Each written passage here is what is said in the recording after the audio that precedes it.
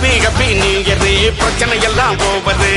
ஓயாம வேலை செஞ்சா கிழிஞ்சுதுண்டா தாயரு ஹாப்பி ஹாப்பி நியூ இயர் பிரச்சனை வேணாம் போயிரு யார் என்ன சொன்னா என்ன இஷ்டம் போல நீ இரு